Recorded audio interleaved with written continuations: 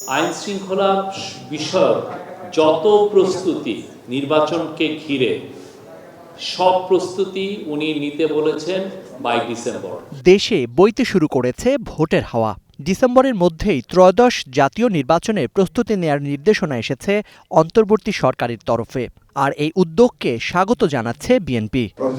ধন্যবাদ দিতে চাই এই ফোরাম থেকে যে তিনি নির্দেশ দিয়েছেন ডিসেম্বরের মধ্যে নির্বাচনের সব কাজ গুছিয়ে রাখার জন্য নির্বাচন কমিশনকে। এটা একটা অত্যন্ত ইতিবাচক ব্যাপার।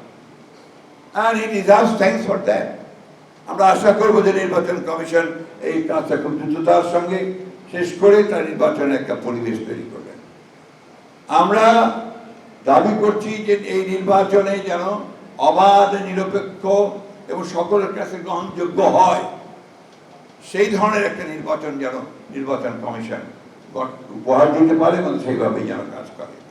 জুলাই অভ্যুত্থানে সাংবাদিকের ভূমিকা নিয়ে জাতীয় প্রেস ক্লাবে বিএফইউজে ও ডিইউজের যৌথ আলোচনায় বিএনপি মহাসচিব আরও বলেন, জুলাই সনদ কিংবা সংস্কার নিয়ে বিএনপির দিক থেকে কোনো বিরোধ নেই।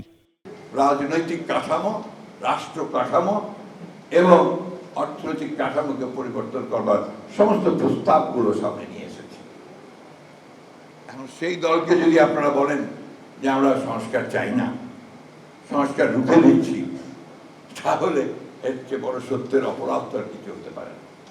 জুলাই সনদ সম্পর্কে বলা হয়, জুলাই সনদে সে প্রথম যখন কথা উঠলো, যখন সরকার বললো আমাদের কাছে চাইলো যে তোমরা তোমাদের মতামত দাও, আমরা তখনই দিয়ে দিয়েছি।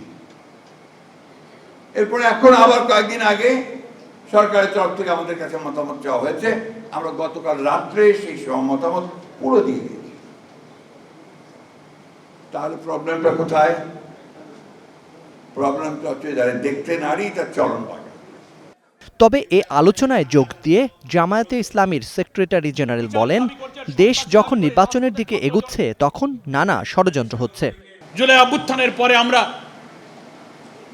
জনগণের ভোটে নির্বাচিত জনপ্রতিনিধিদের কাছে ক্ষমতা হস্তান্তরের মধ্য দিয়ে এটি নিরপেক্ষ নির্বাচনের যে প্রক্রিয়ার দিকে এগিয়ে যেতে চাচ্ছি, বারবার একটি অপশক্তি সেই পথে বাধার সৃষ্টি করছে, কিছু দূর এগিয়ে আবার কিছু দূর পেছিয়ে। আমাদের সামনে কিন্তু এখনো দেখতে পাচ্ছি ফ্যাসিবাদী রাষ্ট্র কাঠামো বিরাজমান।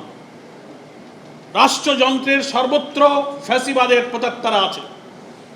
দিল্লির আধিপত্যবাদের কালো থাবা এখনো চতুর্দিক থেকে চেয়ে বসছে।